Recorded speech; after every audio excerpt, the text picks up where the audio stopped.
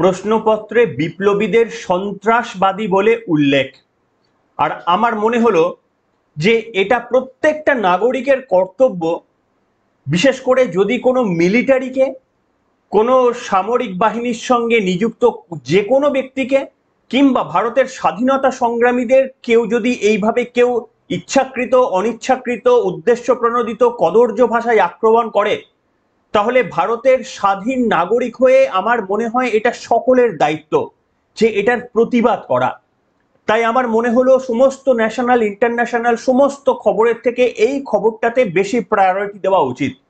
আর তাই আজকে আপনাদের কাছে আমি এটা বিশ্লেষণ করব যে পশ্চিমবঙ্গটা ঠিক এমন একটা জায়গায় যাচ্ছে যে পশ্চিমবঙ্গে প্রশ্নপত্রেও কার্যত রিফ্লেক্ট হচ্ছে পশ্চিমবঙ্গের বর্তমান দশা, যেখানে একজন স্বাধীনতা সংগ্রামীকেও বা একাধিক স্বাধীনতা সংগ্রামীদের সন্ত্রাসবাদী হিসেবে চিহ্নিত করে ছাত্রদের কাছে সেই প্রশ্নপত্র যাচাইয়ের জন্য পরীক্ষায় আসছে।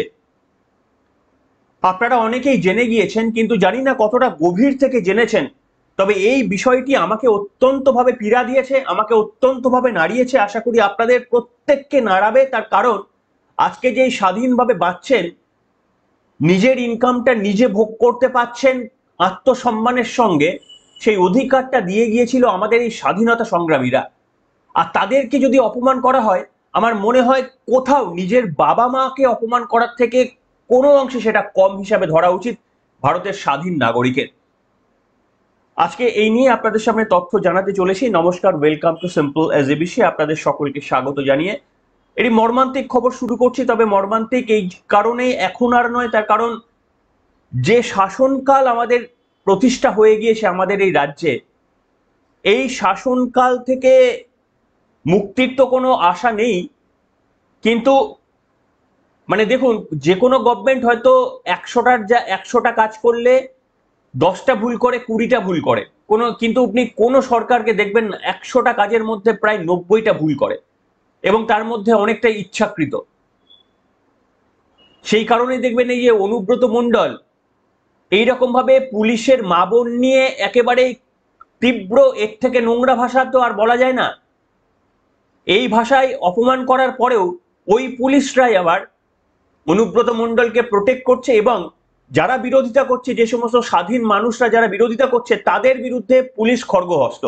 কেন তাদের মা এবং বোন বা দিদিকে অপমান করা হয়েছে তা নিয়ে, কেন সাধারণ মানুষ এটাতে গাত্রজ্বালা হচ্ছে তা নিয়ে পুলিশ ক্ষুব্ধ।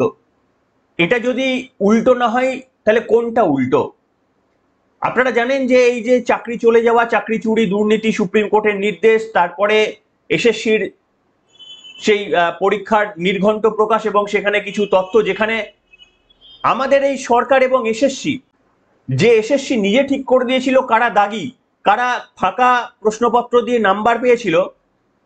এসএসসির ঠিক করে দেওয়া নাম্বার যখন হাইকোর্টের সিঙ্গেল বেঞ্চ বাদ দিয়ে দিচ্ছে যে অযোগ্যদের পরীক্ষায় বসতে দেওয়া হবে না, তখন রাজ্য এবং এসএসসি যৌথ মিলে তারা ডিভিশন বেঞ্চে চলে যাচ্ছে যে কেন অযোগ্যদের বসতে দেওয়া হবে না, কেন যোগ্যরা চাকরি পাবে না, এইটা তাদের প্রশ্ন নেই, কেন অযোগ্যদের বসতে দেওয়া হবে না, এটা তাদের মাথা ব্যথা এবং চিন্তার কারণ। এইটা যদি উল্টো না হয় তাহলে কোনটা উল্টো? এবং এই রাজত্বে যে স্বাধীনতা সংগ্রামীদের ইচ্ছাকৃত অনিচ্ছাকৃত যেভাবে যে সন্ত্রাসবাদী হিসেবে চিহ্নিত করা হবে, এটাই তো স্বাভাবিক। এই ঘটনাটা ঘটেছে মেদিনীপুর ইউনিভার্সিটিতে, এবং সেই ইউনিভার্সিটিতে 6th সেমিস্টারের ইতিহাসে অনার্স ছাত্রছাত্রীদের পরীক্ষায় কি প্রশ্ন এসেছে জানেন? এই প্রশ্নটি এসেছে, আপনারা দেখতে পাচ্ছেন, যেখানে লেখা রয়েছে প্রশ্নে যে মেদিনীপুরের 3 জেলা ম্যাজিস্ট্রেটের নাম করো যারা সন্ত্রাসবাদীদের দ্বারা নিহত হন। মেদিনীপুরের 3 জেলা ম্যাজিস্ট্রেটের নাম করো যারা সন্ত্রাসবাদীদের দ্বারা নিহত হন। এই প্রশ্নটা আপনাদের অনেকেরই অজানা থাকতে পারে, সকলে তো আর ইতিহাসের স্টুডেন্ট নন, কিন্তু আমি আপনাদের এখানে বলতে চাইবো যে সন্ত্রাসবাদী এরা কাকে বলেছে। দেখুন আপনারা, 1931 সালে মেদিনীপুরের 4 যুবক, তখন অবিভক্ত মেদিনীপুর, 4 যুবক, তাদের মধ্যে নাম হচ্ছে বিমল দাশগুপ্ত, অনাথ বন্ধু পাঁজা, শুভ্রাংশু পাল, প্রদ্যুৎ কুমার ভট্টাচার্য। এই 4 জন বীর যুবক, তারা ছিলেন বেঙ্গল ভলেন্টিয়ার্স নামে একটা সংগঠন, যারা মানে জাতীয়তাবাদ সংগঠন, ভারতের স্বাধীনতা আনার লক্ষ্যে এই সমস্ত একেবারে কচিকাঁচা ছেলেরা, যুবকরা নিজেদের প্রাণ চলে যাবে জেনেও কিন্তু ইংরেজদের একদম ভিত কাঁপিয়ে দিয়েছিলেন। কি হয়েছিল 1931 সালে? মেদিনীপুরের জেলা শাসক যিনি ছিলেন, তার নাম হচ্ছিল পেডি। সেই পেডি এতই অত্যাচারী ছিলেন, সেই অত্যাচারী পেডিকে গুলিতে ঝাঁঝরা করে দিয়েছিল এই যুবক দল। এবং ঠিক যখন এই ঘটনা নিয়ে ইংরেজরা নড়ে চড়ে বসে গিয়েছিল, তখন ঠিক তার পরের বছর 1932 সালে পেরির জায়গায় নতুন যে জেলা শাসক এসেছিল ডগলাস, তাকেও একইভাবে খুন করেছিল এই যুবক দল, এই স্বাধীনতা সংগ্রামী, যাদের জন্য আজকে আমরা স্বাধীনভাবে রাস্তায় হাঁটছি। এবং আবারও ঠিক তার পরের বছর 1933 সালে খুন করা হয়েছিল বার্চকে, জেলা শাসক বার্চকে। এরা ইতিহাসের কালো অধ্যায়, ভারতের ইতিহাসের কালো অধ্যায়, অন্যতম অত্যাচারী শাসক দল, যারা ভারতীয়দের অত্যাচার করত তার বিরুদ্ধে এবং স্বাধীনতার লক্ষ্যে কেন আমার দেশের মাটি জবরদখল করে রাখবে ইংরেজরা, এর প্রতিবাদে স্বাধীনতা সংগ্রামের লড়াইয়ে ওই যে 4 জন স্বাধীনতা সংগ্রামীর নাম বললাম, তারা হত্যা করেছিলেন। তার পরিণামে কি হয়েছিল জানেন? তার পরিণামে এই যে প্রথম দুজন বিমল দাশগুপ্ত এবং অনাথ বন্ধু পাঁজা, ওই ঘটনার পর তাদেরকে গুলিতে ওইখানেই ঝাঁঝরা করে দেওয়া হয়। বাকি দুজন শুভ্রাংশু পাল এবং প্রদ্যুৎ কুমার ভট্টাচার্যা তারা ধরা পড়ে যান। ধরা পড়ার পর তাদের কারাবাস হয় এবং তাদের ফাঁসি হয়। এই রকম, মানে অন্তত আমি যেটুকু জানি, ভুল হলে কোথাও আপনারা ধরিয়ে দিতে পারেন। এই রকম একটা ঘটনার পর যাদেরকে মাথায় তুলে ইতিহাস রেখেছিল, তাদেরকে আমাদের এই তৃণমূলের শাসনকালে আজকে ইতিহাসের প্রশ্নপত্রে সন্ত্রাসবাদী কথাটা তাদের নামে উল্লেখ করে বলা হয়েছে যে সেই সমস্ত সন্ত্রাসবাদীদের নাম বলো যারা মেদিনীপুরের 3 জেলা শাসককে খুন করেছিল। বুঝতে পেরেছেন কোন জায়গায় আমরা নেমে গিয়েছি? কিভাবে স্বাধীনতা সংগ্রামীদের সন্ত্রাসবাদী বলেছে। এই যে আমি আপনাদের দেখাচ্ছি, এইটা হচ্ছে বিদ্যাসাগর বিশ্ববিদ্যালয়ের আমাদের 6th সেমিস্টারের প্রশ্ন। দেখুন এবারে প্রশ্নটা দেখুন। 12 নম্বর, মেদিনীপুরের 3 জন জেলা ম্যাজিস্ট্রেটের নাম করো যারা সন্ত্রাসবাদীদের দ্বারা নিহত হন। আপনারা মেদিনীপুরের ইতিহাস জানেন। মেদিনীপুরে 3 জন ম্যাজিস্ট্রেট হত্যা হয়েছিলেন। অত্যাচারী ছিলেন রবার্ট ডগলাস, জেমস পেডি এবং বার্চ। এবং এদেরকে কারা খুন করেছিলেন? যারা প্রাতঃস্মরণীয় স্বাধীনতা সংগ্রামী বিমল দাশগুপ্ত, অনাথ বন্ধু পাঁজা, প্রদ্যোৎ কুমার ভট্টাচার্য, শুভ্রাংশু পাল। এরা ছিলেন বেঙ্গল ভলেন্টিয়ার্সের মেম্বার, স্বাধীনতা সংগ্রামী। অত্যাচারী 3 জন ব্রিটিশকে খুন করেছিলেন। মমতা ব্যানার্জির সরকার স্বাধীনতা সংগ্রামীদেরকে সন্ত্রাসবাদী আখ্যা দিচ্ছে। অবিলম্বে কোশ্চেন সেটারকে সাসপেন্ড করতে হবে। ভাইস চ্যান্সেলর বিদ্যাসাগর ইউনিভার্সিটি, তাকে শোকজ করতে হবে। এবং উচ্চশিক্ষামন্ত্রী ব্রাত্য বসু তো কেউ নয়, উনি এখন ভৃত্য বসু। শিক্ষা সংক্রান্ত প্রাইমারি স্কুল কখন বন্ধ থাকবে আর এসএসসির পরীক্ষা কখন হবে, প্যানেল কিভাবে বেরাবে, সব মুখ্যমন্ত্রী বলেন। তাই মুখ্যমন্ত্রীকে এর দায়ভার নিয়ে নিঃশর্তভাবে ক্ষমা চাইতে হবে। যদিও এই ঘটনার পর বিদ্যাসাগর ইউনিভার্সিটি যিনি উপাচার্য, তিনি ক্ষমা চেয়েছেন এবং শুধু ক্ষমাই চাননি, তিনি বলেছেন যে যারা এই প্রশ্নপত্র তৈরি করেছিল তাদের চেয়ারম্যান যিনি ছিলেন, যে কমিটির চেয়ারম্যান, তাকে এবং আরো এক সদস্যকে তাদেরকে কাজ থেকে অব্যাহতি দিয়েছেন। কিন্তু এটা তো প্রশ্ন নয়। দেখুন, কিছু ভুল না অমার্জনীয় হয়। কোনো সন্তান তার বাবা মাকে কি সন্ত্রাসবাদী বলতে পারে? আর যদি এই ভুলটা কেউ করে তারপরে সে ক্ষমা চাইলে কি সেটা মাফ হয়? এইটা আমাকে আগে বলুন।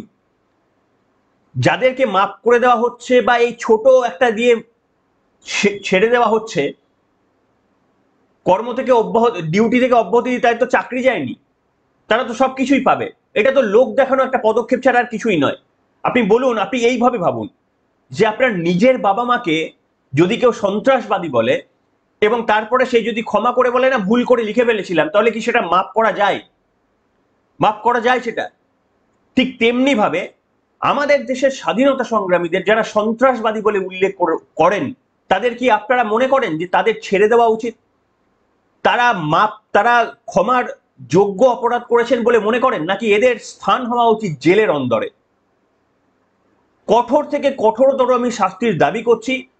যদিও বলা হচ্ছে যে এদের এদের মানে এই যে বিদ্যাসাগর ইউনিভার্সিটির যিনি প্রিন্সিপাল ছিলেন, অধ্যক্ষ ছিলেন, তিনি বলেছেন যে এটার ইংরাজিতে প্রশ্ন ছিল, এদেরকে মিলিটেন্ট ন্যাশনালিস্ট বলে উল্লেখ করা হয়েছিল। মিলিটেন্ট ন্যাশনালিস্ট মানে হচ্ছে সশস্ত্র বিপ্লবী বলতে পারেন বা সশস্ত্র জাতীয়তাবাদী বলতে পারেন। সেটাকে নাকি অনুবাদ করতে গিয়ে সন্ত্রাসবাদী হয়ে গেছে।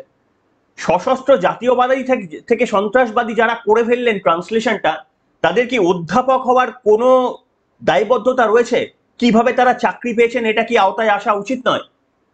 ন্যাশনালিস্ট শব্দটাকে যারা সন্ত্রাসবাদী হিসাবে ভুল করে ফেলেন, আইদার তারা ইচ্ছাকৃতভাবে করেছেন, যতই সাফাই দেওয়ার চেষ্টা করা হোক যেটা মুদ্রণের দোষ, অর্থাৎ টাইপিং মিস্টেক, টাইপও বলা হচ্ছে, এটা নাকি টাইপিং মিস্টেক। আপনারা কল্পনা করতে পারেন ন্যাশনালিস্ট, জাতীয়তাবাদী, এই শব্দটা সন্ত্রাসবাদীতে কনভার্ট হয়ে যাচ্ছে, এটা টাইপিং মিস্টেকে হতে পারে? এক উদ্দেশ্য প্রণোদিত হয়েছে, আর না হলে তাদের শিক্ষা ছিল না, তারা ন্যাশনালিজমের মানে জানে না, ন্যাশনালিস্টের মানে তারা জানে না। যেটাই হোক, যদি দ্বিতীয়টা সত্যি হয়, ন্যাশনালিস্ট মানে যদি তারা না জানে, তাহলে অধ্যক্ষ হওয়ার অধিকার তাদের নেই। আর যদি তারা ইচ্ছাকৃতভাবে এই ঘটনা করে থাকে, তাহলে তাদের এই মুহূর্তে ঠাঁই হওয়া উচিত অন্তত একদিনের জন্য জেলের অন্দর, একদিনের জন্য শিক্ষা দেওয়া উচিত। এবং আপনাদের আমি এখানে জানাবো, তখনকার দিনের ইংরেজরাও না এই বিপ্লবীদের, যাদের আজকে মমতা বন্দ্যোপাধ্যায়ের এই আমলে যাদেরকে সন্ত্রাসবাদী তকমা দেওয়া হচ্ছে, ভুল ঠিক সে তো দেখুন কোন জায়গা থেকে সে লিখেছে, আমি তো মনের মধ্যে ঢুকে আর বিচার করতে পারবো না। কিন্তু আমার প্রশ্ন হচ্ছে, এই যে আজকে তাদেরকে সন্ত্রাসবাদী বলা হলো, একসময় ইংরেজরা এই কাজটাই করতেন। কেন জানেন? ইংরেজরা এই চারজন বা ওই সময় এই দলে যারা ছিলেন তাদেরকে অ্যানার্কিস্ট বলতো। অ্যানার্কিস্ট মানে কি, বাংলাটায় কি বলবো, অ্যানার্কিস্ট মানে যারা ঝুট ঝামেলা করে, যারা নিজেদের কোনো আইনের শাসন মানে না, এদেরকে অ্যানার্কিস্ট বলে। ইংরেজরা এদেরকে অ্যানার্কিস্ট বলতো। সেই প্রতিবাদে বাঘা যতীন, আমাদের বাঘা যতীন সেই সময় চিঠি দিয়ে বলেছিলেন যে ভারতের যুবকরা তাদের রক্ত দিয়ে স্বাধীনতা আনার চেষ্টা করবে আর তাদেরকে অ্যানার্কিস্ট বলা হবে। তিনি প্রতিবাদ করেছিলেন, সংবাদ মাধ্যমকে বলেছিলেন যে ইংরেজদের মুখের এই ভাষা যেন সংবাদ মাধ্যমে ছাপা না হয়, তাদেরকে অ্যানার্কিস্ট নয় ফ্রিডম ফাইটার বলুন। বাঘা যতীন বলে গিয়েছিলেন। আর আজকে এত বছর পর আবারও তাদেরকে ওই অ্যানার্কিস্টের থেকেও আরো বাজে শব্দ, সন্ত্রাসবাদী, টেররিস্ট বলা হচ্ছে। অথচ দেখবেন এই কিছুদিন আগে পেহেলগামে যে ঘটনা ঘটে গেল, বেছে বেছে হিন্দুদের মারা হলো না, আমার যতদূর মনে পড়ছে, স্মৃতি যদি আমাকে মানে উল্টো কিছু না দেয়, তাহলে যারা মারা গেল তাদেরকে কোথাও আমাদের রাজ্য থেকে যে কন্ডেম করা হয়েছিল না, তাদেরকে সন্ত্রাসবাদী বলা হয়নি, নিন্দা করা হয়েছিল, কিন্তু তাদেরকে সন্ত্রাসবাদী শব্দটা সম্ভবত ব্যবহার করা হয়নি। তার কারণ আপনারা জানেন, তাদেরকে সন্ত্রাসবাদী বললে কি হতে পারে, ভোট বাক্সে কি প্রভাব পড়তে পারে সেটা জানেন। সেই কারণেই কিনা বলতে পারবো না, খুব সন্তর্পণে সম্ভবত তাদেরকে ওই সন্ত্রাসবাদী শব্দটাকে এড়িয়ে যাওয়া হয়েছিল। আর আজকে দেখুন, সেখানে সন্ত্রাসবাদী লিখতে কিন্তু ভুল হয় না, মানে সেখানে সন্ত্রাসবাদী না লিখতে কিন্তু ভুল হয় না। আর আজকে স্বাধীনতা সংগ্রামীদের সন্ত্রাসবাদী লিখতে ভুল হয়ে যাচ্ছে। কিভাবে ব্যাখ্যা করবেন আমার তো জানা নেই, তার কারণ দেখুন আমি এই জন্যে মানে আর পশ্চিমবঙ্গের খবর আমি করা ছেড়ে দিয়েছি। লাস্ট একটা কথা বলে আমি শেষ করব। আপনারা জানেন যে আমি মানে ওই প্রযুক্তিগত দিক দিয়ে পড়াশোনা করেছি। আপনাদের মধ্যে অনেকেই রয়েছেন যারা ইঞ্জিনিয়ারিং ব্যাকগ্রাউন্ড থেকে এসেছেন, তারা জানবেন যে আমাদের ওই ডিজিটাল যখন পড়তাম, বা আপনাদের মধ্যে যারা ডিজিটাল জানেন, অ্যানালগ ডিজিটালের যাদের একটু বেসিক সেন্স রয়েছে, তারা জানেন ডিজিটালে একটা ডিভাইস আছে যাদেরকে বলা হয় নট গেট কিংবা ইনভার্টার।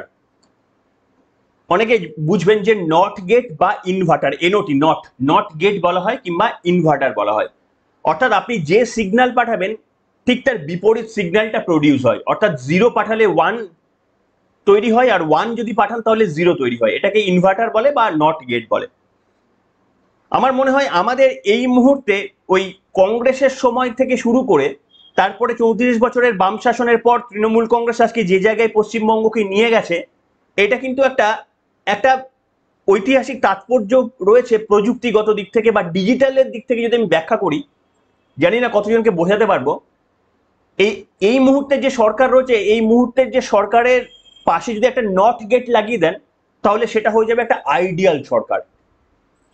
এই মানেটা আমি বোঝানোটা খুব ডিফিকাল্ট। যারা প্রযুক্তির ছাত্র, অ্যাটলিস্ট ডিজিটাল যারা জানেন, গেট সম্পর্কে একটু আইডিয়া রয়েছে, or gate, xor gate, nand gate, nor gate, এই নট গেট যারা জানেন, এই মুহূর্তের সরকারের কার্যপ্রণালীর পাশে যদি একটা নট গেট লাগিয়ে দেন, তাহলে এক্স্যাক্টলি যে সরকারটা হবে সেটা হচ্ছে আইডিয়াল সরকার, যে সরকারটা আমাদের চাই।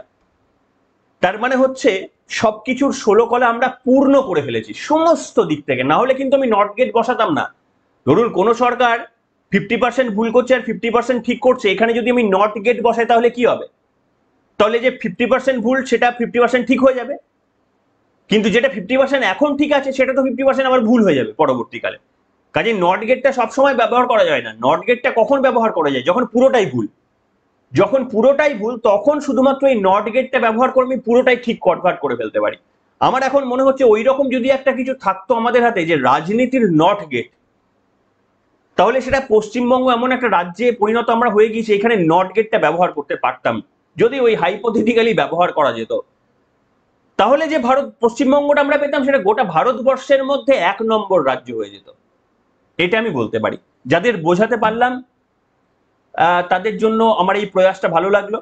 আর মানে এই লাস্টের পোর্শনটা অন্তত, আর যারা বুঝলেন না অন্তত বাকি যে বক্তব্যটা শুনলেন, আপনাদের কি মনে হয় যে বিপ্লবীদের এই ধরনের যারা ইচ্ছাকৃত অনিচ্ছাকৃত যেভাবে করছেন, তারা অপরাধ করছেন, ঘোরতর অপরাধ করছেন? কি মনে করেন? লিখুন। আজকের দিন চুপচাপ বসে থাকার দিন নয়। তার কারণ আমি অনুব্রত মণ্ডল কি বললো না বললো, পুলিশ সেটাকে পছন্দ করলো, গালি দিলেও পুলিশ পছন্দ করছে, সেটা তাদের ব্যক্তিগত ব্যাপার। তবে স্বাধীনতা সংগ্রামীদের এইভাবে ছোট করার অধিকার ইচ্ছাকৃত বা অনিচ্ছাকৃত কারুর নেই। তার প্রতিবাদটা একেবারে জোরালো হওয়া উচিত বলেই আজকের পর্বটা আনলাম। আপনাদের মতামতের প্রতীক্ষায় এখনকার মতো এখানে।